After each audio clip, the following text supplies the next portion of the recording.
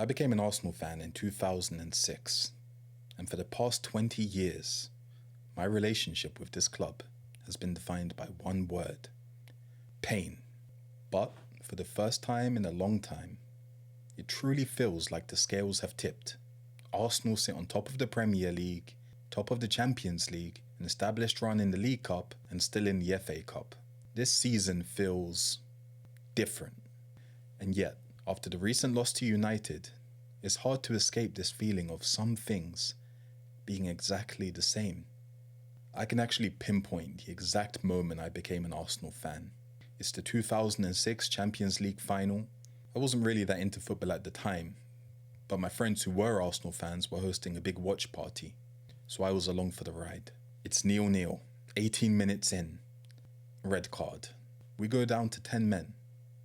But then, just before half-time, Campbell scores. All of a sudden, I became invested in what felt more than just a game. It became a story about overcoming the odds, how history could be made in the face of adversity. And then, we lost. But that loss, it etched itself into me. That night didn't just cost us a trophy. I'd argue that it set in motion a series of events that have haunted us ever since. It birthed a proverbial ghost. Almost from that point forward, Arsenal have endured what has notoriously been dubbed the Banter era.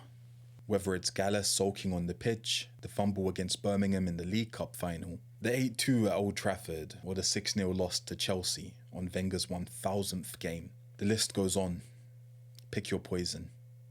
But for a good few years now, I think it's fair to say that Arsenal have relinquished the Banter era branding and have been in what I would like to call the contender era.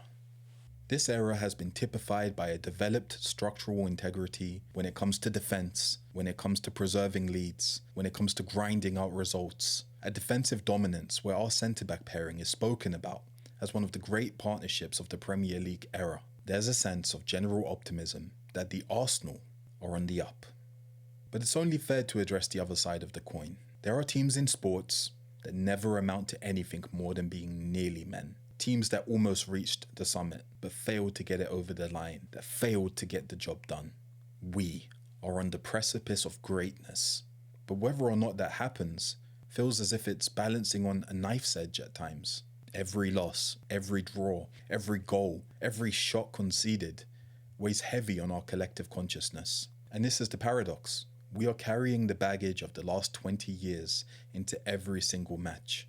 The ghost of 2006 makes the shirt feel heavier.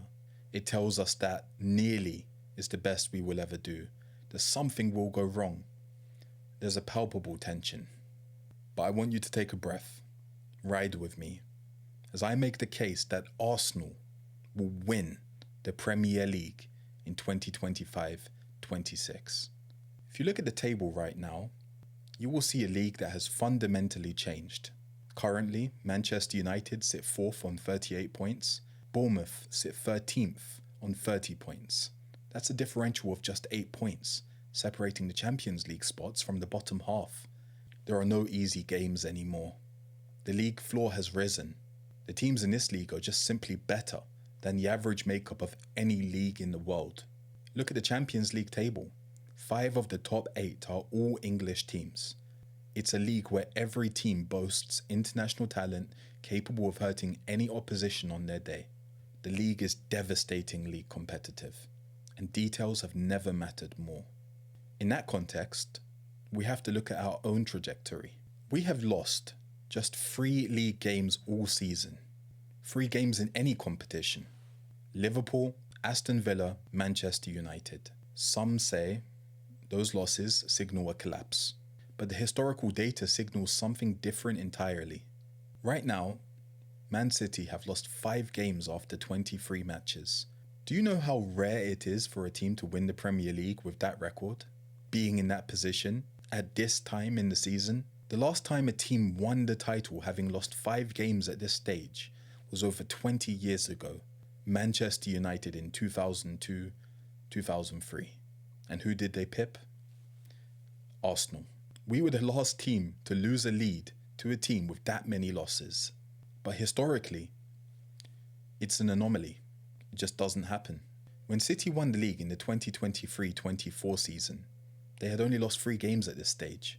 In the 2018-19 season, only 3 losses. In the 2022-23 season, 4. History tells us teams do not win the league from the position that City are in right now, but teams do win the league from the position that we are in. Every other team that has won the league after the 2002-2003 season have had no more than 4 losses at this stage. Does this mean that Man City are dead? No. If anyone can defy history, it's them. But the math in this respect is in our favour. And yes, there are valid criticisms of us. There is a rigidity to the way that Mikel Arteta sets up. At times, a lot of the time, it feels as if we are too predictable, too unwilling or too unable to deliver a killer blow in moments that matter. We can all see that there are ways to raise our ceiling, but to pretend as if the foundation is broken is to ignore reality, and yet the opinions concerning our team's capability are constantly in flux. We have to understand that this rigidity is not simply a flaw, it's a feature. It's a large reason why we have been right at the top of the table for 4 years in a row. It's the bedrock of our consistency. You don't get to the position that we are in without being exceptional. Look at the Invincibles team, the greatest team in our history. They were above United 20 years ago when United had 5 losses. They were the ones who surrendered that lead, but the very next season, they didn't lose a single game. But even then, were they perfect? No. In the Invincibles season, they dropped points against Portsmouth, Charlton, Fulham, Bolton, not to mention the draws against United home and away. But context alone doesn't win titles. Teams do. Teams forged from collective steel. Acknowledging those flaws does not mean writing off their achievements. Perfect teams do not win the Premier League. Resilient teams do. This doesn't mean that we can't be critical of where we are as a club, but it often feels like we do so as a fan base from within a vacuum, romanticizing the past and failing to consider the wider context in the present. City have dominated this league over the last decade, having won 6 times out of the last 10. The 4 times they did not win, the 2024-25 season, the 2019-20 season, the 2016-17 season, and the 2015-16 season. In the 2024-25 season, they finished 3rd, but scored the 2nd most goals. In the 2019-20 season, they finished 2nd and scored the most goals. In the 2016-17 season, they finished 3rd and scored the 3rd most goals. And in the 2015-16 season, they finished 4th and scored the most goals in the league. City score goals, even when they lose. Their dominance is undeniable, but they are beatable. They are human. In each of those seasons that they lost, the team that won the title boasted better defensive numbers than them. Like Sir Alex said, attack wins you games, defense wins you titles. And this brings me to the rigidity that we complain about. I think we need to reframe how we look at it. Yes, the structure might restrict the individual freedom or chaos of our stars. The data does not always make for exciting viewing. In every season bar 2, since the 2015-16 season, there have been at least 2 Premier League players to register more than 20 goals. Arsenal have only had 2 players in that time achieve those numbers. Alexis Sanchez in the 2016-17 season with 24 goals, and Aubameyang with 22 goals in the 2018-19 season and 2019-20 season respectively. Since then, the closest has been Saka in the 2023-24 season with 16 goals. Despite this, we've been in the top 3 for goals scored over the last 3 campaigns. Effectively, we're a team that shares goals, not one that doesn't score them. It almost certainly means that attacking players don't have a 10 out of 10 season individually, but it raises the floor so high that the team can still have a 10 out of 10 season collectively. It sacrifices individual headlines for structural dominance. We're not reliant on a single talisman. Whether or not we should be is a question for another day. So where does all of that leave us? It leaves us with a choice. I want to issue a rally cry. Because it doesn't matter what team you look at in history. Prime Barcelona, the Centurions, even the Invincibles. If you looked close enough, you could pick holes in them too. You could find flaws. But we are in the position that we are right now because we are superb. We have the potential to do something amazing.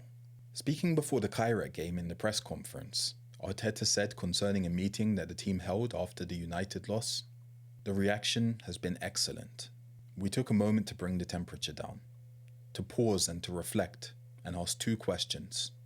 One is, how do we feel and how do I feel myself? And then, how are we going to live the next 4 months?" It was so encouraging and beautiful because what came out of that is very simple. We have earned the right to be in a great position in 4 competitions. And in the next 4 months, we're going to live and play with enjoyment, with a lot of courage and with the conviction that we're going to win it. Asked whether anxiety from the home crowd during the second half against United had affected his players, Arteta said, "That's why I encouraged them to jump in this boat because it's going to be fun. Because the excitement, that conviction, that energy, that will is the way you have to live when you want to achieve a dream." So now I speak to you. We have a choice. Are we going to allow the ghost of years past to haunt us? Are we going to be afraid to succeed? Or are we going to say, you know what? I'm not going to support this team scared. I'm going to believe. I'm going to be right there in that boat with this team.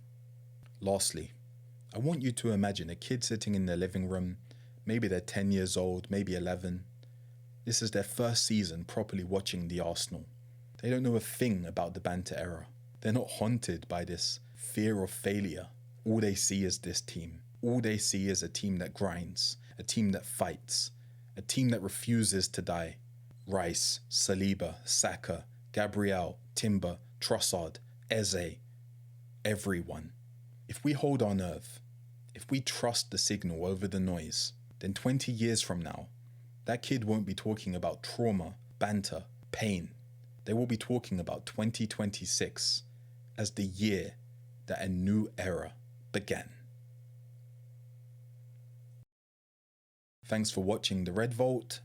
Subscribe, because this is only the beginning.